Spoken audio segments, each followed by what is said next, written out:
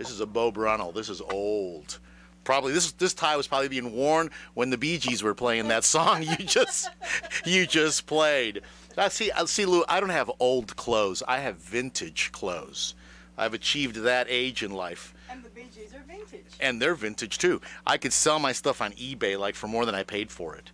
That's how old I am. We're going to talk about there's really not much new that's new to talk about. Just going to go over a lot of things we've been talking about. The deadline has been pushed back to May 15th. The filing deadline. It is not April 15th, as everybody probably knows by now, although I have had a few people call me and say, I'm late filing, can you still take care of me? I said, no, you're not. You are not late. You are actually early.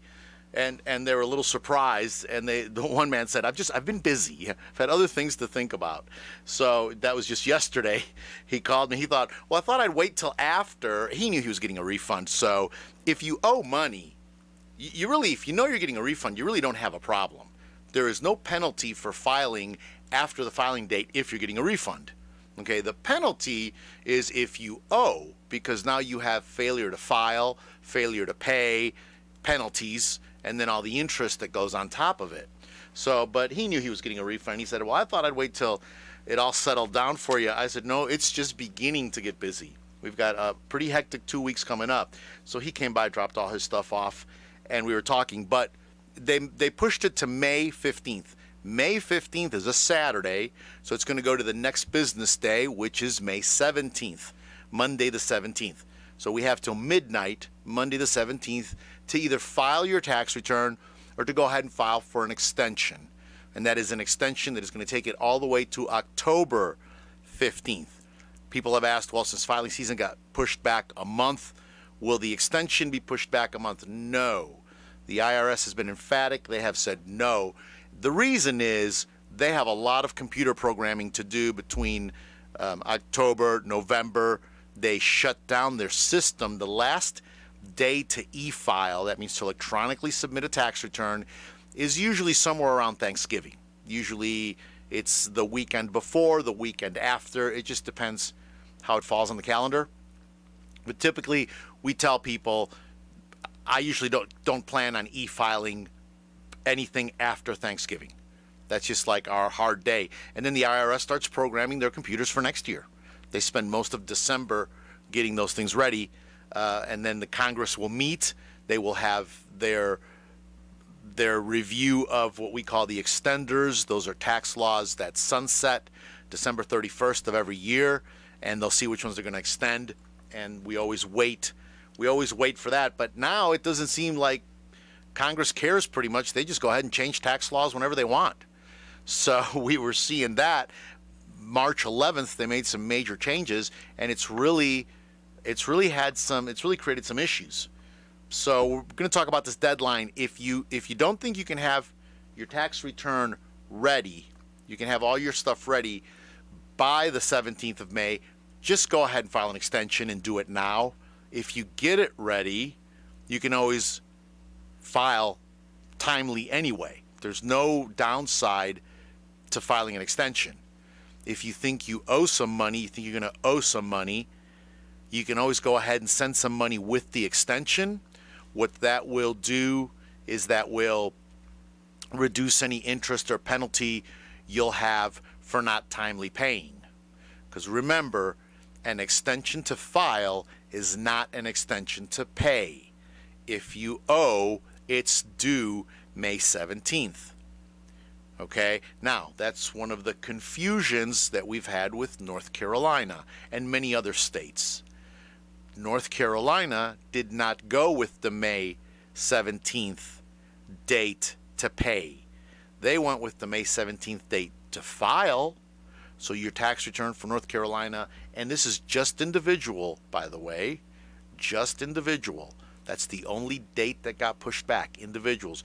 Businesses, partnerships, not-for-profits, trusts, estates, all of you are still on the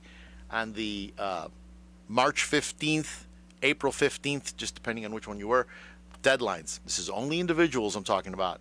So a lot of the states didn't. They said if you owe, it's still due April 15th. Okay? If you don't pay by April 15th, we're going to start charging interest. Now, they were gracious enough in Raleigh, gracious and kind enough in Raleigh, to extend the filing date. So the filing date is still May 15th, okay, with the federal for North Carolina, but the money was due April 15th. Now, Lou, did that confuse you? Yeah. It confused me. It confused me to just even say it. I don't know what they're thinking. How can you... I mentioned they were gracious over there in Raleigh, right? Gracious and kind. I mentioned that. Let me mention that again. They're gracious and kind in Raleigh. I don't know what those boys are thinking. Because how are you going to know what you owe if you don't do your tax return? So how are you going to send an estimated tax payment? Just take a guess? I mean, it gets back to you have to file your tax return. The IRS commissioner did not want to do this. He actually begged Congress, please don't do this. We've got a lot on our plate right now. We're understaffed. We're overworked. And you're changing tax law March 11th and asking us to extend. And he said, please don't do this. But they did it anyway. They wanted it done, so he did it. I mean, he's got to do. They're his boss, Congress. He works for them. So he extended it, but he said it. And to quote you some stats, now this is actually from some IRS insiders. They're calling this tax season one big mess. It sounds like something I would say. The IRS received 100.9 million returns through April 9th. Remember, they changed the law March 11th and told taxpayers, you may want to just hold off on filing your tax return until we get this all figured out. Okay? Nobody's going to do that. People wanted their refunds. People needed their stimulus. People needed this money. And they're asking them to wait. Nobody waited. They received 109 million returns through April 9th. Now, that number is down, by the way. Every year, these numbers have gone up. The dates have gotten tighter. Every year, we've had progress. This is one of the first years that I know of in the however many years I've been doing this. It's been a while. I'm going on 25 years, Lou. And that makes you how old? 30? Talk about. Thank you, Lou. Thank you for that. No, 25 years, going on 25 years of doing this. So the next year will be my 25th year. It's always, the numbers have always gone up. E-filing has always gone up, but it's down 3%. The IRS processed 91.15 million individual tax returns through April 9th. That's really impressive when you think about it. That is a lot of paper to shovel. They really, I mean, if there's one thing they do, it's move paperwork. 91.15 million individual tax returns through April 9th. That number is down almost 7% from the year before. And they've sent out, and this is really the problem that I'm getting to here before the break. They have sent out 9.5 million fewer federal income tax refunds as compared to last year. That is a decline of 12.3%, which is bad compared to the same time last year, according to the IRS.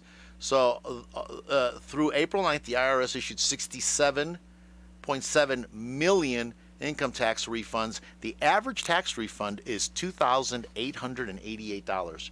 That is the average. So people come into my office and they hear these stories.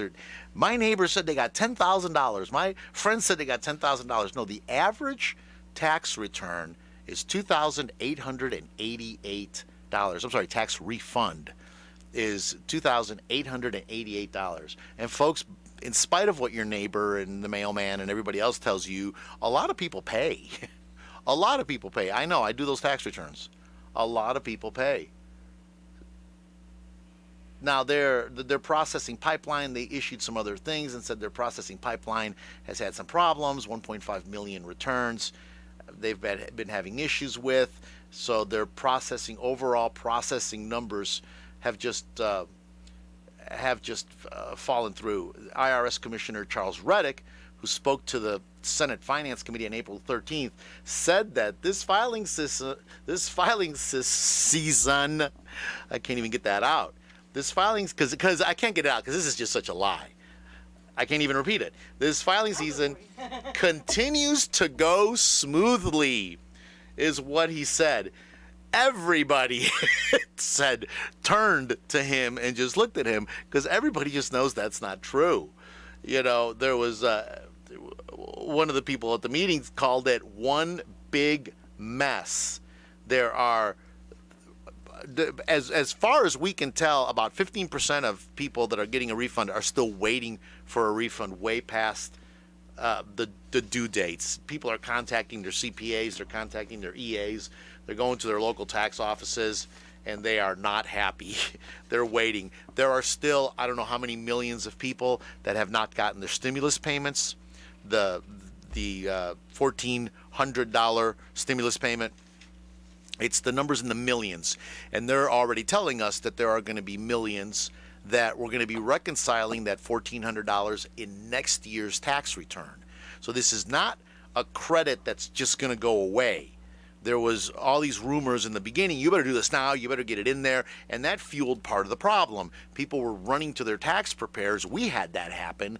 People were literally lining up. That one Saturday morning, there must have been some kind of a news that went out the day before, because people were at the office going, I got to get my tax return done today. And I'm like, no, number one, I don't have any appointments available. Number two, why the urgency? Because they said if we don't do this week, we're not going to get our money. I don't know who put that out there. I can't imagine the media lying, Lou, about or just making up a story. I mean, can you? No, try not to roll your eyes up that bad, Lou. That bad. But so, no, that's not the case at all. This credit is going to be around for a while. We were trying to find out. It is a credit, just like earned income tax credit, just like child tax credit. It is a credit. We know we're going to be reconciling it again this year, but is this going to be like some of the other credits that's going to be around even for 3 years? What if somebody didn't file for whatever reason a tax return this year or next year? Are they going to be able to claim this credit the following year? Or is this credit going to go away? I can't find where there's any sunset provision on this credit. Just like an education credit, just like so like if you were entitled to child tax credit 2 years ago, but for whatever reason you didn't claim it, something happened and you didn't claim it, you can go and amend your tax return. You come into my office today and you can say, Gilbert, this happens all the time when I'm reviewing. I'll get a new client and they'll bring me their last 2 or 3 years tax returns, and I'll look through them and I'll find mistakes. Now, we find mistakes all the time. I make mistakes, folks. These things are complicated. Most mistakes are minor mistakes. $20 here, $20 there. A lot of it is because banks don't have to report interest. As an example, banks don't have to report interest if it's under $10. The person may not have had the 1099 INT at the time they did their tax return. It was for $9. Is that going to move the needle on a tax return? No. So we find little things like that. But let's say, and I'm reviewing it and I find, you've got 2 children that weren't claimed for earned income tax credit. And there could be a reason why they didn't do it at the time.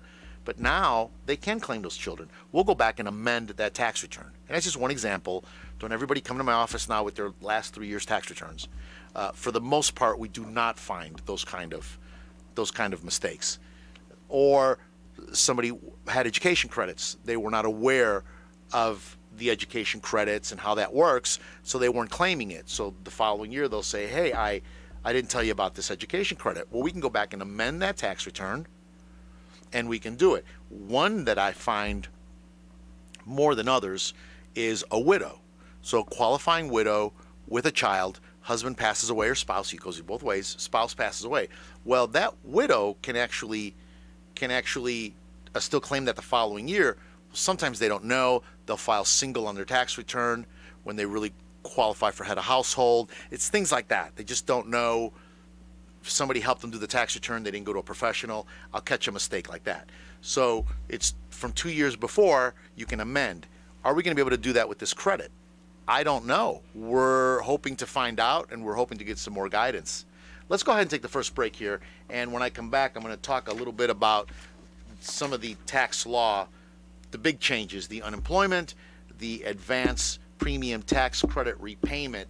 Those are the two real big ones. And then I had a question about political donations and are they deductible. I've actually had this question several times.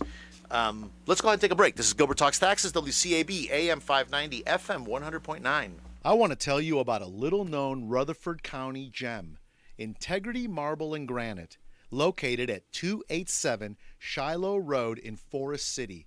They are the premier stone fabrication company in the western North Carolina region. They specialize in granite, marble, and natural stone, offering complete design and installation. Their design center and Kohler showroom features vanities, decorative accessories, bathroom, and kitchen fixtures. You do not have to go to Charlotte or Asheville for this kind of quality. We have it right here in Forest City. Stop in their showroom and browse their beautiful displays, or you can call 828-247-8801 for a free quote. You can also go to their website, www.integritymarblegranite.com, and look at the pictures and see samples of their available materials. Now, mention you heard it on Gilbert Talks Taxes, and they will give you $100 off any sink purchase. That's Integrity Marble and Granite. This is Gilbert. I want to tell you about Jesse James Railroad Express at 531 Railroad Avenue in Rutherfordton. It's a great place. Jesse's a good friend of mine, and I encourage you to stop by and support him. On Mondays, he's doing a 99-cent hot dog, mustard, chili, and onions. When you go, tell him Mr. Fabulous himself sent you. We are back on the air. This is Gilbert Talks Taxes. That was the international Morse code signal. I was telling myself, we are back on the air. WCAB, AM 590, FM 100.9. Those of you live streaming us, www.wcab59.com. Good morning. Thank you for tuning in. And those of you that are going to be listening to the podcast later, or you're going to be catching this on YouTube later, welcome. My telephone number at the office, if you need to reach me, and I am grateful for all of you that have called me, 828-289-9300. I actually answer the phone. Somebody said, you answer the phone. That's what I said. Yes, I do. I actually answer the phone. If I'm there and I'm available and I'm not with the client, I will go ahead and pick up the phone. Otherwise, one of my able assistants, Stephania, Christy, Emily, Lynn, will get your call. We'll get your message. Send me an email, gilbert@gilberttalkstaxes.com. And they can call me. They can call here at the station. They can call Lou, and Lou will take your question and hand it to me. So let's talk about questions. I had a question about political donations, and I've actually had this come up several times. You know, last year was a pretty interesting election year.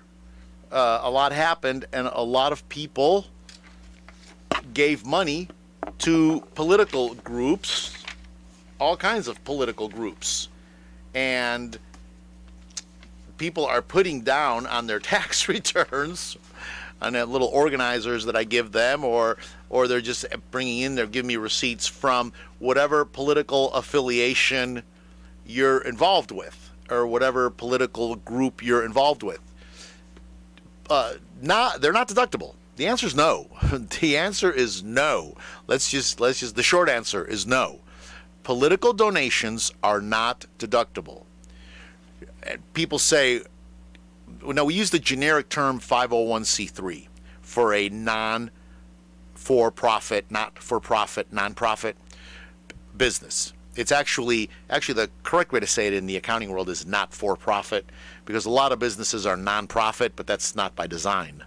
But by design, they are not for profit. So there's businesses that are organized not for profit, that have a charitable purpose and a charitable cause, and have filled out all the correct paperwork with the state they're in, and have filled out all the correct paperwork with the Internal Revenue Service, can actually solicit and accept donations, and these donations entitle you to put them on your tax return, put them on your tax return as a deduction against your income. What they do is they reduce your taxable income. They do not create credits. Okay, you do not get a credit for giving money to a charity. So there's a lot of confusion about that. People think their refund's going to be bigger. And there's people that normally wouldn't have given money, but because it was an interesting, let me just use that word, interesting election year, a lot of money was given, and so there was a lot of misunderstandings. Business owners and self-employed people often have more tax deductions available to them than individual taxpayers. In the case of political donations, the answer is no. Businesses are only permitted to deduct charitable contributions made to qualifying organizations. Okay, political campaigns, whether they're an organization or they're individual, don't qualify for charitable deduction. So someone running for office cannot use their money they spend on their... No, if somebody's running for office, no, they cannot use their own money. Is that what you're saying, to deduct as a deduction? Yeah. No, nothing. The IRS does not give politicians any break. There's no slack in this area. It is anything political. And there are a lot of political groups. There's actually a whole subset of not-for-profit organizations that fall under this political umbrella.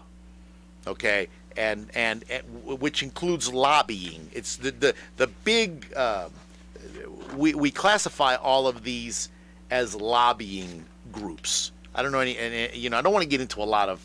I can get into a lot of subsets and stuff about it, and really get in deeper than most people want to know. Let me just say this: the answer is no. If you're given to a political group, the answer is no. Any group that does lobbying, the answer is no. These are not deductible. Now, most groups know they're on the up and up, and they'll tell you this is not a deductible donation, or this is a deductible donation. You can actually go to the IRS website, irs.gov, and you can look up charities and see if they are 501c3 compliant and eligible. And if you're contemplating large legacy giving, that's a fancy financial planning word for if you're considering leaving a lot of money to a charity, whatever that charity is, whatever you're all about. I don't judge it. People are into all kinds of things, and they want to leave some of their estate to that, and that's fine. I think that's wonderful. It's your money, you worked for it, it's your life, whatever you want to do. So I see it all. I see people want to leave things to all kinds of groups. Look into it and make sure that that this is a group that will entitle you to a tax reduction, a tax deduction in your financial plan, because you don't want to pass away and think that it's one way and it's just another way. You don't want to set this up. You're going to create problems for your estate. And I've done whole radio shows about executors and estates, and I'm going to be doing more. I'm going to be getting into this topic a lot more because it's a very deep topic and there's a lot to talk about there. But just make sure you're doing it to the right thing. Now, you can give money to whoever you want to, just if you're doing it as part of a strategy to reduce taxable income by setting up a charitable remainder trust or doing some of these things.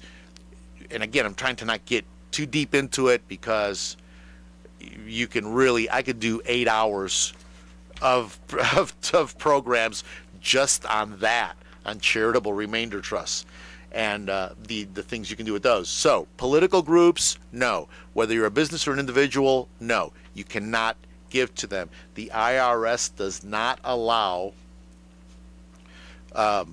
you to take a deduction. Now, there are 4 states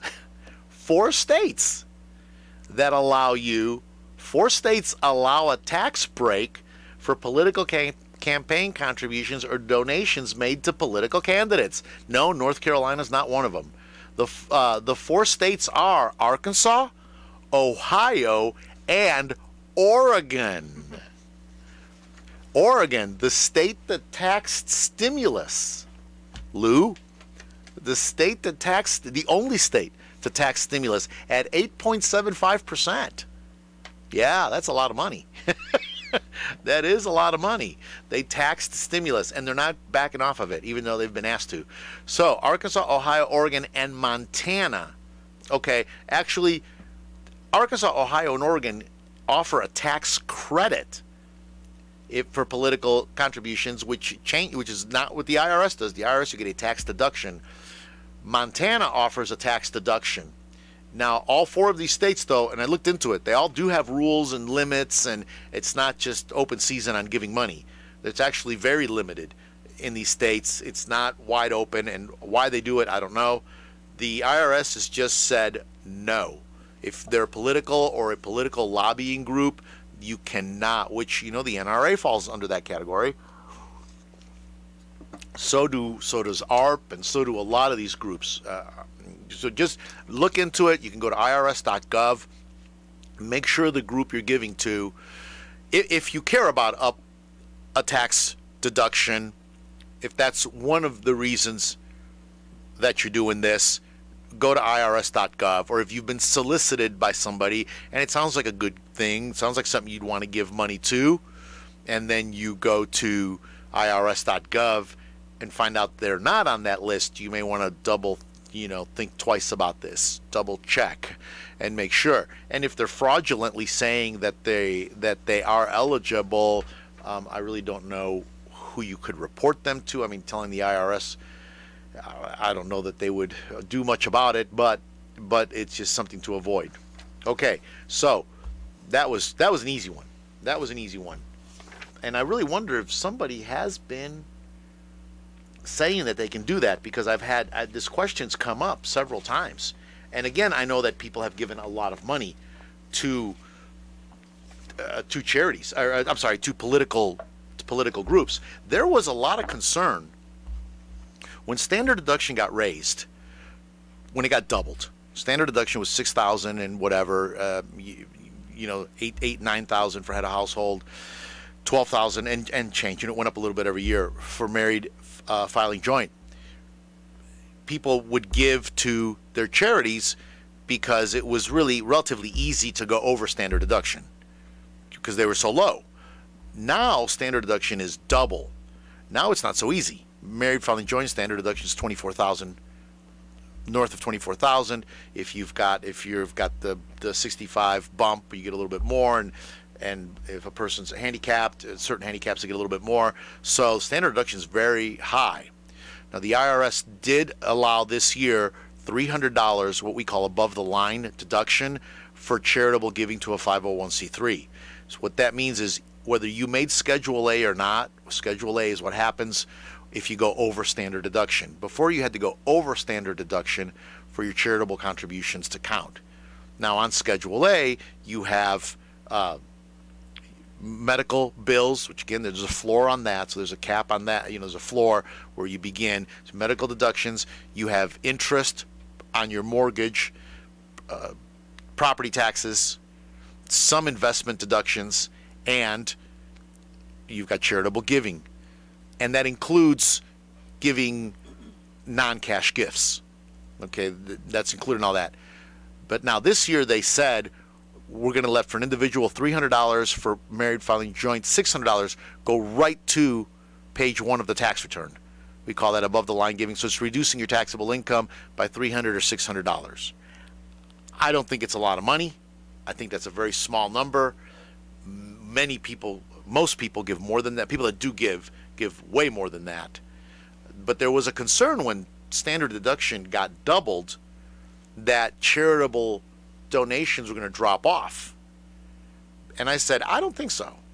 I don't think as a whole it's going to hurt, because people that I know, the people that I'm involved with, whose tax returns I do, that give to their churches are going to give, or give to the charity of their choice, are going to give because they want to give, not just to get a tax write-off.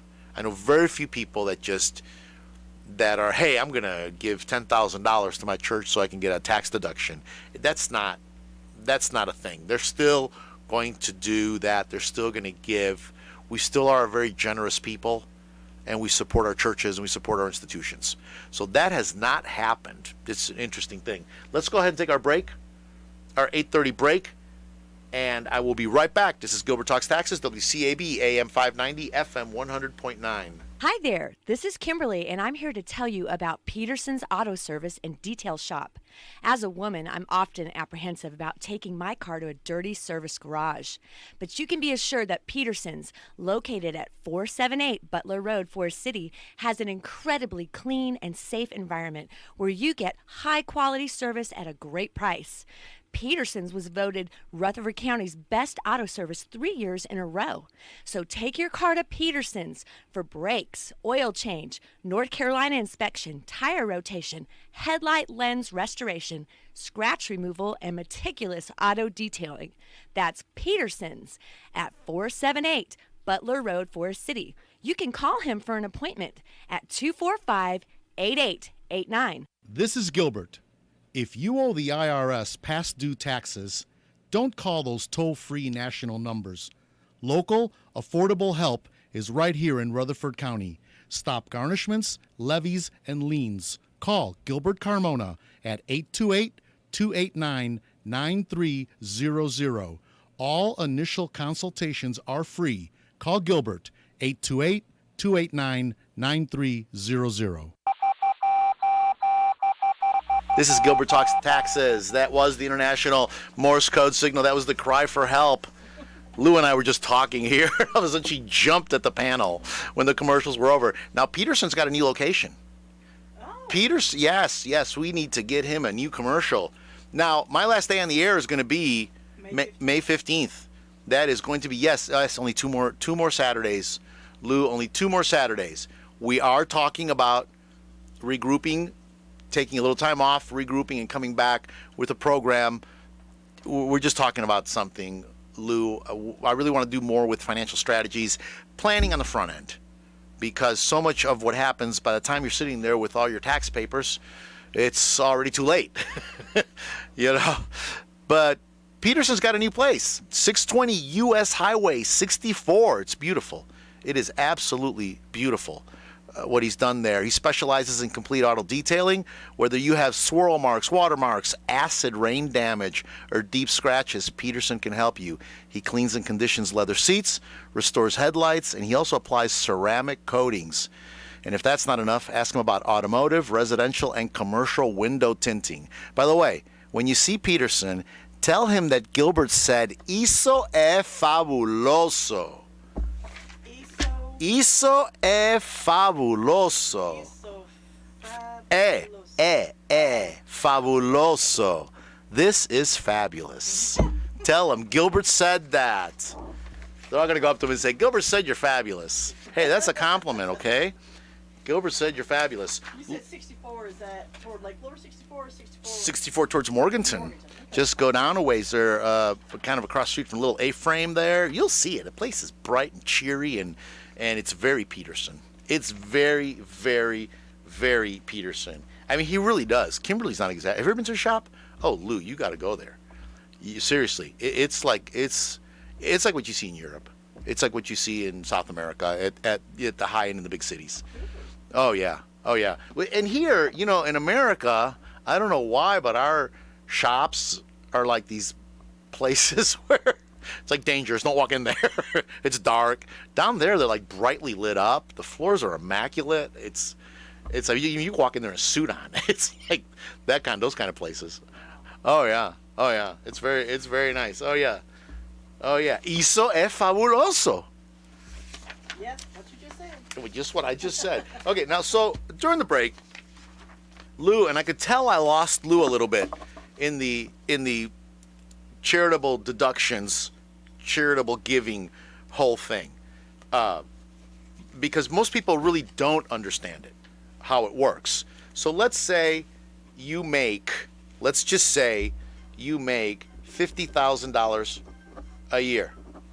Okay, so you make $50,000 a year, and you are married filing joint. I'm just going to use round numbers to keep the math simple, because I don't have a calculator here. Okay, so I'm going to use real round numbers. So that's all you have. You have this income. Right now, standard deduction, $24,400. Okay? So you're going to pay tax on, so that's your standard deduction. That reduces that $50,000 you made, and they calculate the tax on the amount of money left over. Okay, that's the number they use to calculate the tax. Now, why do they do this? This is a throwback to the way we used to do it, where you would have exemptions. We don't have exemptions anymore. That's why they raised standard deduction. You used to get an exemption. So the more children you had, the more dependents you had, the bigger your exemption was. And that would reduce your taxable income. Okay, so now we have the standard deduction. So in this case, we're going to calculate your tax on $25,600 because that's what's left over. Okay, so if you're in a 10% tax bracket, you're going to pay $2,560 in taxes. Simple. Now, if you had withholding, you had $3,000 of withholding, you're going to get the difference back. So you had $3,000 of withholding on your paycheck, okay? You're going to get back $440 as a refund. You're going to sign my little piece of paper, say woohoo, and walk out my door of my office happy, okay? If you had $2,000 of deductions from your work, you're now going to owe the IRS $560. You're not going to be going woohoo. You're going to be going, Gilbert, what happened? Why do I owe the IRS? Well, because you didn't have enough deductions from your check. That's why it's so important to keep up with your deductions at work and make sure that it's filed right. Okay, now, with that standard deduction being $24,600, you have to give more. You have to have more either donations or interest on your primary residence, on your mortgage, or property taxes. Those are the three big things. Medical expenses figures into it, but there's a formula. There's a 2% threshold of income you have to get over, so it has to be more than 2%. Then once you get over that, it's deductible. I find most people, or let me say it this way, very few people ever get a big deduction for medical because, for one thing, they're deductibles. If your deductible is $2,500 or $5,000, it's not going to go over the threshold. So you just don't. Yeah, you may have a $100,000 medical bill, but your insurance company paid for $99,000 of it. So you're not going to get it. But I have had people where it has happened. It has helped. I've had people that have had major medical and their out-of-pocket was just gigantic, $20,000, $30,000, and it has helped. But that's very, very few.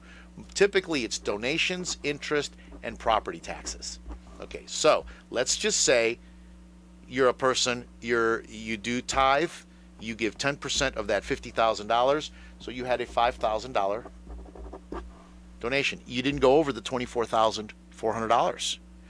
So what they're letting you do is they're letting you now, married filing joint, they're letting you do $600, so it's going to reduce that $50,000 by $600, so it's going to bring that number down to $49,400. You've got that $24,400. It's now going to calculate your tax on $25,000.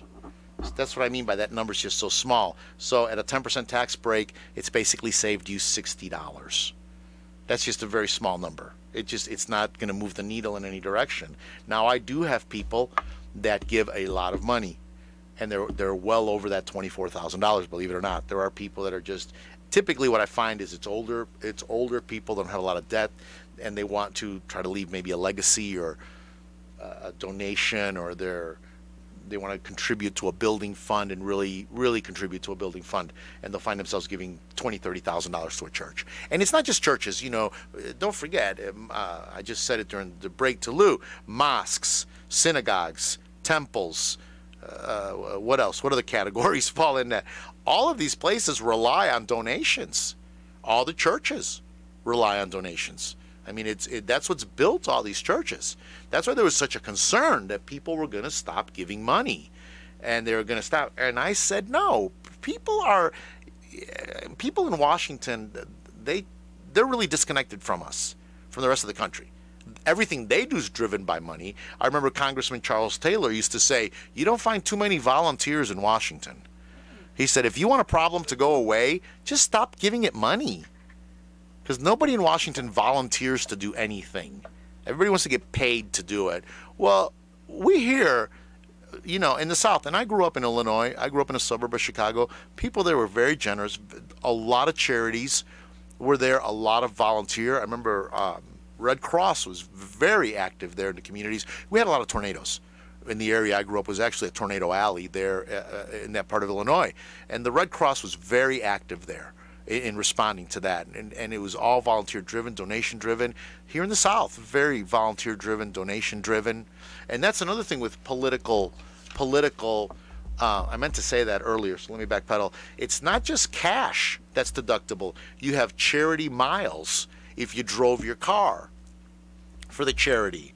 That, if it's a legitimate charity, 501c3, eligible charity, your mileage is deductible. If you're a professional billable time for something that you do, you can donate.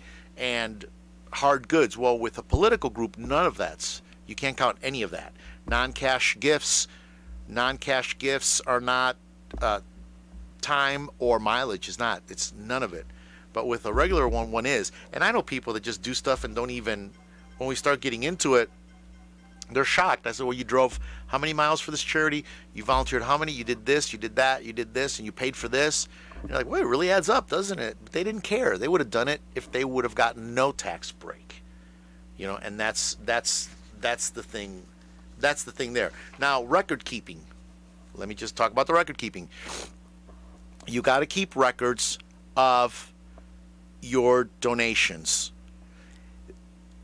There's a question about, is a letter from the church enough proof that you gave the money? The answer is yes and no. Yes and no.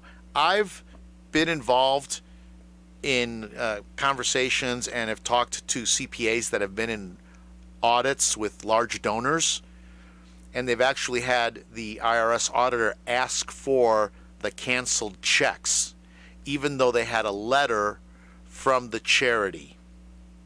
So my word of caution, my word of advice to all my people that are, especially people that are tithers, that are consistent donators to their charity, is write a check. If you do, I know that now a lot of these churches, you can make digital payments over your phone, over your computer. You can use your credit card, your debit card, and pay that way. Fine, you can do that. But the IRS is going to want to see a hard copy of the receipt. Okay? They're not going to want to look at an email. They're going to want you to print a hard copy. That's all they care about, paper. The IRS does nothing digital in an audit. Nothing. You do not email them. You can fax them, and they will print it. Okay? They still print. They still print. I sent a fax that was 110 pages one time. Well, it was documentation. It was backup. And there, because everybody's working from home, she said, well, I don't have a printer. I don't have a printer at my house that can print this kind of volume. It's going to take a while. I said, oh, well, that's okay. Let me print it and mail it to you, which is what I did, because I wanted her to look at it now. How much ink do you go through? Well, how much ink does the IRS go through? That's true. I mean, the IRS. No, I mean, it's not a price. It's a cost of doing business for us. That's what they want. But you can see why. If you can't print it, you can't prove it. That used to be the old saying. If you can't print it, you can't prove it. Your bank statement with the church name wouldn't, if it's deducted from their... What? Okay, so yes, you can do that, but how do you know what it was for? See, that's what it gets back to. Just like we have this topic, we have this all the time. You used your debit card at Walmart. You bought something for $100 for your business. Okay, the bank statement doesn't say what you bought. The bank statement just says you spent $100 at Walmart. You tell the auditor, well, that was for, I bought, I had to buy dinky pins for the Knudsen valve for my business. Whatever, right? Those are made up things. Whatever it is. And he says, oh, well, prove it. So if you don't have the receipt that says there's dinky pins and Knudsen valves on there, okay, so he can see that in fact is what it was for. Okay, and there's the way a lot of these auditors work is they'll look at your list and they'll randomly pick. They don't want to see, they're not going to look at every receipt, because people do lose receipts. Things happen. Okay, my contractors, I've had to educate them all, do not leave, and it's mostly contractors that do this because they're the ones that work out in the sun.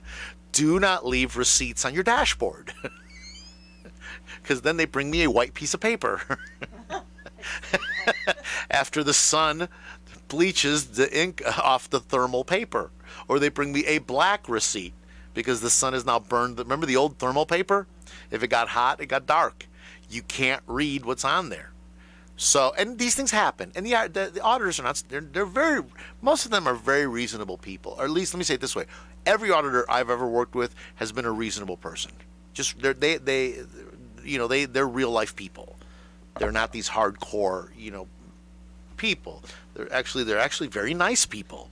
And they understand you lose receipts, things happen. So what they'll do is they'll pick. So let's say we have 100 receipts for nuts and bolts, whatever that you bought for your business, for dinky pins.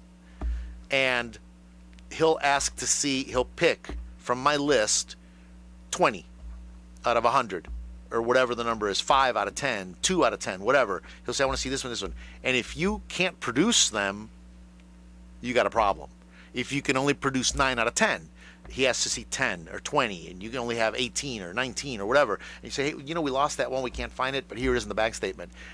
But he can see that you're a consistent person. He can see, yes, you go to Walmart every Thursday and buy the supply for your business. There's a pattern there. This is something you do. It's normal and repeating and regular. He sees that. He's probably not going to disallow that one little thing.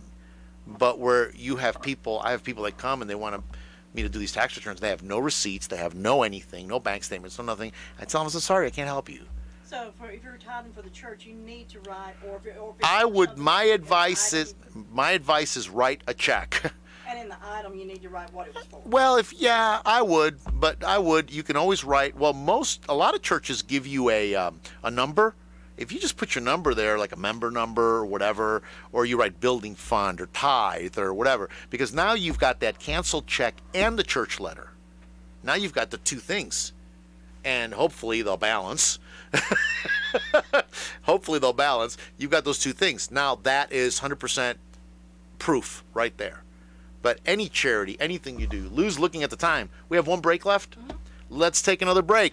This is Gilbert Talks Taxes, WCAB AM 590, FM 100.9. As we get ready for this year's tax season, there's one thought on everyone's mind. Will Gilbert's hair look fabulous this year? Oh, yes, it will. How can I say that? Because I go to Robin Saunders at RSL Salon. Whether it's a good haircut, a pedicure, or a manicure, you can count on RSL Salon. Call Robin at 828-289-9110 because everyone deserves to look fabulous. People come up to me and say, Gilbert, thank you for doing my tax return and thank you for getting me that big refund. Do you have any ideas what I can do with that refund? Oh, yes, I do. Take that refund right over to NC Tractor and Farm Supply, talk to Phil, get you a brand new shiny red Massey Ferguson. That's NC Tractor and Farm Supply, Railroad Avenue. You can call Phil at 828-429-5008. By the way, mention you heard it on Gilbert Talks Taxes. I'm hoping he'll give me a discount when I go buy my brand new shiny Massey Ferguson tractor. This is Gilbert Talks Taxes, WCAB AM 590, FM 100.9. I just don't stop talking taxes.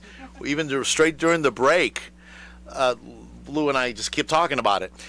Those of you live streaming, thank you. www.wcab59.com. That was okay, Lou. You can get in frame there. You're my engineer. Lou's in frame, as we say. You can see her there, smiling, her smiling face. Those of you, if you need me, my telephone number is 828-289-9300. Email is gilbert@gilberttalkstaxes.com. If you need me, give me a call. And remember, I just don't do tax returns. I am a financial planner. We do investments, we do portfolios, we do a lot of things. If you want to talk to me about life insurance, if you want to talk to me about life, period, I love to do that. I love to talk about life. Because really, that's what this is about. It's about life. It's not just about this event. We have this once a year event. which has become a it has become an economic event for so many people, and it really shouldn't be that way. This was just originally the tax return was a declaration of income and expenses, and if you owed money to the IRS. Do you know that when the original taxes started back during the Depression, they used to publish people's tax returns? Because so few people actually filed tax returns because the threshold was so high. It was only supposed to be on wealthy people. So most people did not file tax returns. And actually, there are people that would actually file fraudulent tax returns and pay taxes to say that they made this money. Everybody was during the Depression. Oh, these are great stories. I've actually got a book about them. About it. Some CPA compiled a whole book of stories about Depression-era tax returns. It's really interesting what people would do. But it was like a status symbol that you filed a tax return because you made money. You had money if you were filing a tax return. So it was like people would do it to enter into whole social circles by filing a tax return. It was almost like a criteria. Now it's become this economic event. But we can talk about donations and charitable giving, and what about private schools? What about fundraisers where you get a gift in return? What about, it just goes on and on and on. There's the what ifs, and the what fors are just kind of endless. Again, you're talking about small numbers in most of them, and it all adds up to the bottom line. $30 is $30, right? And if I'd rather not pay it, I don't want to pay 1 penny more than I have to. But in the big picture, there is some tax planning that can be done around charitable giving, charitable donations. One of the 501c3s I work with, actually, they are a pet shelter. I'm not giving them a plug, but I think what they're doing is very interesting. They are actually, their focus, whether you give them money or not, their focus is elderly people who have pets that are concerned about what's going to happen to these pets when they pass away. So they actually do a plan with you where if you should pass away, your family member or whoever your executor, whoever is, if no family members want these pets, which in many cases they don't. Truth of the matter is, they don't. Well, Lou, not everybody's as generous as you are. I don't know. There always seems to be room for one more cat. I don't know why. but so there are some pets, and there are some pets that just, may have some health problems, may have some issues. And so their whole charity is this pet placement, pet fostering, but with that focus for elderly people, so that they know they've got that peace of mind that Fluffy's going to have a place to go. That's a good place to go that I'm happy with. And then some of the people are leaving some of their money to this charity. Now, that's not a prerequisite. They're doing this because that's their thing, what they're all about.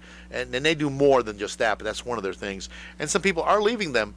This is an example of a planning with a charity, where you're going to leave some money in your estate, in your will, however you set that up, to this charity.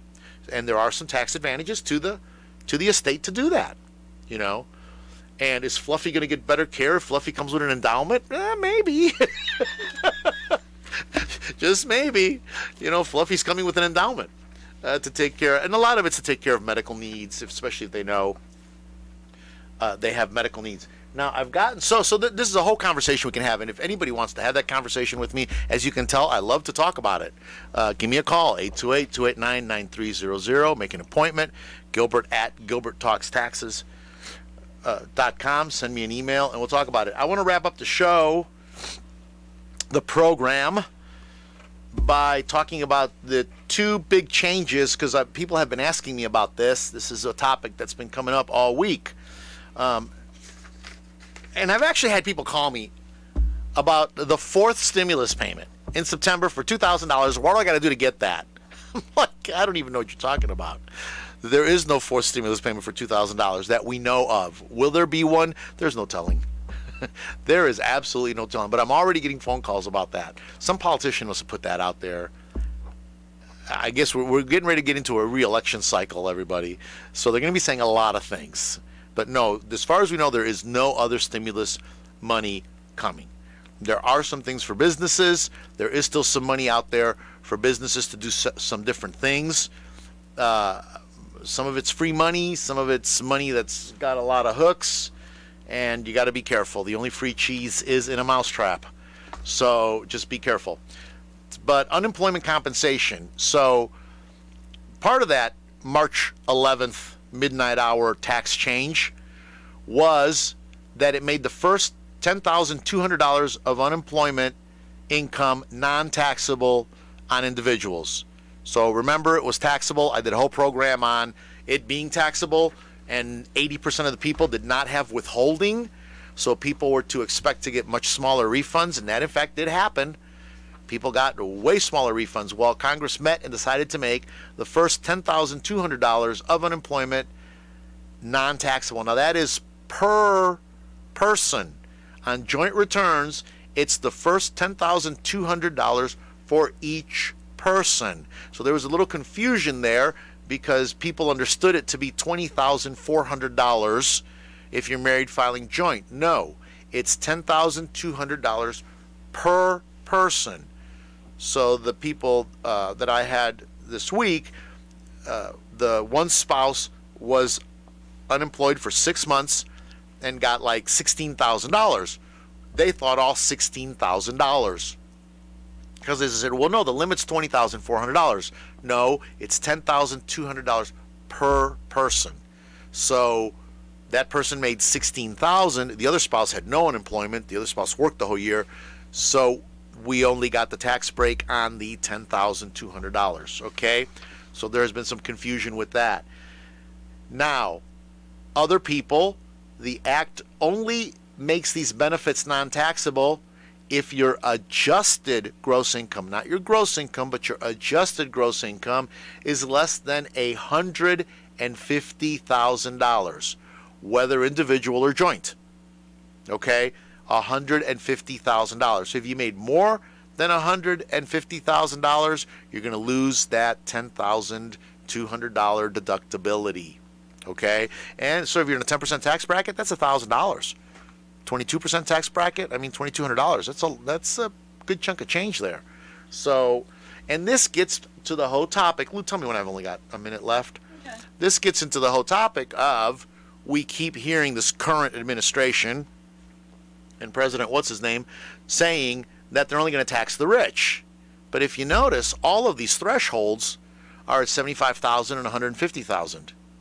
Okay?